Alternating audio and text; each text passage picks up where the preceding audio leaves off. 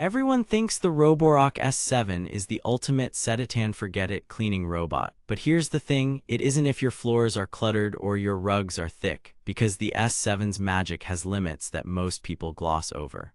In my 3-week test across a 1600 SQ-FT home with hardwood, tile, and 2-area rugs, it impressed me in ways I didn't expect, and tripped up in places that genuinely surprised me.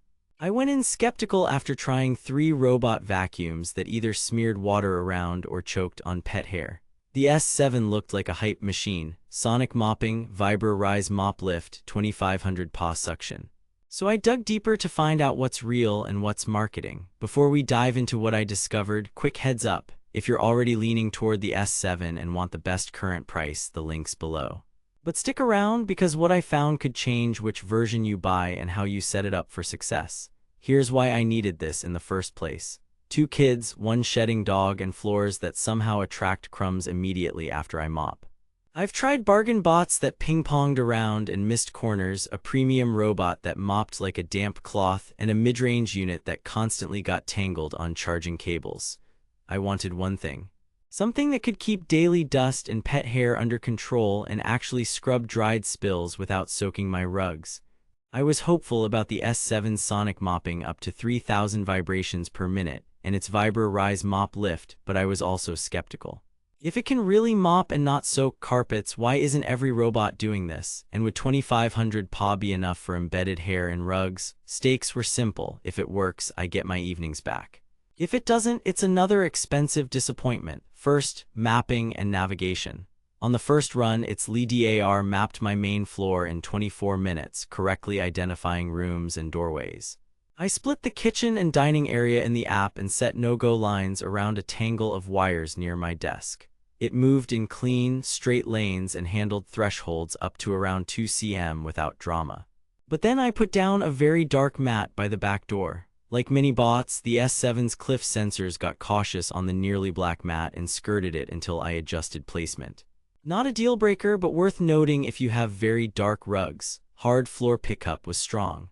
On hardwood, it grabbed 96% of a measured cup of rice in one pass and about 90% of fine sand along a high-traffic entryway.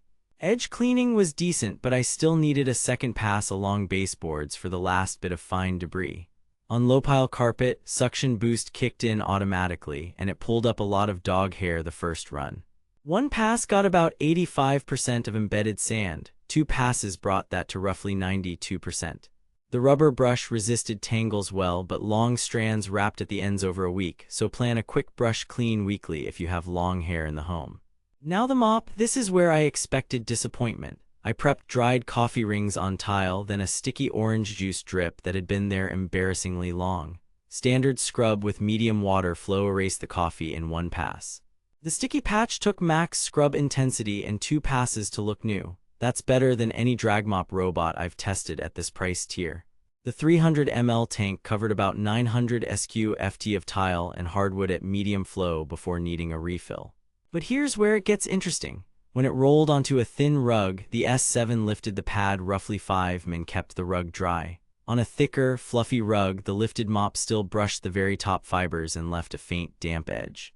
So yes, Vibra Rise works, but it's not magic on tall pile. Obstacle handling is the S7's biggest blind spot. Without camera-based obstacle avoidance, it doesn't recognize socks, cords, or pet toys the way the S7 MaxV or Roomba J7 does. I had 1 cord wrap in testing before I added a no-go zone and got religious about a 60-second pre-run tidy. If your floors are cluttered, factor that in.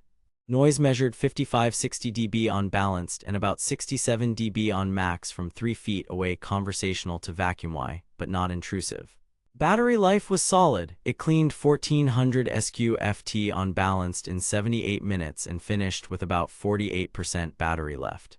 It can auto top up for larger spaces, but most apartments and mid-size homes are one and done. Maintenance is the pivot point.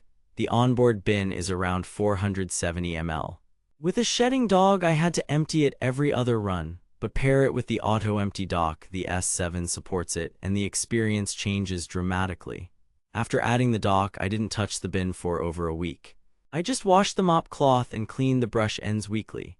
That's when it felt closer to set and forget. The most surprising discovery: the mopping isn't a gimmick. With sonic scrubbing and smart water control, the S7 actually does maintenance mopping well enough that I stopped manual mopping high-traffic zones midweek.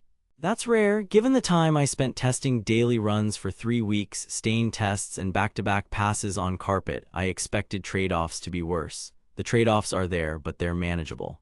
Compared to the S7 MaxV, cleaning results on floors are essentially the same in a tidy home. The difference is obstacle avoidance. If you can pre-tidy and add the auto-empty dock, the S7 gives you 90% of the experience for less money.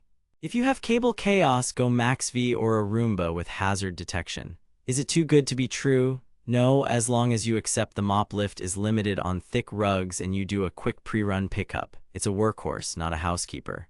Now that you know the real strengths and limits, here's the move. If your floors are mostly hard surfaces with a few low-pile rugs, grab the S7 and the auto-empty dock while prices are dipping. I've linked the best current deal below. If you need obstacle avoidance, check the MaxV link too. Bottom line, the Roborock S7 is the best mop-first robot vacuum I've tested in its class for mixed hard floors and low-pile rugs with real scrubbing that beats pad draggers. Buy it if you'll spend a minute prepping floors, want strong vacuuming with legit mopping, and plan to add the dock. Skip it if you have thick shag rugs, lots of black mats, or a landmine field of cords. You'll want camera-based avoidance. The S7 proves a robot can actually mop. Treat it like a workhorse and it will quietly steal back your time.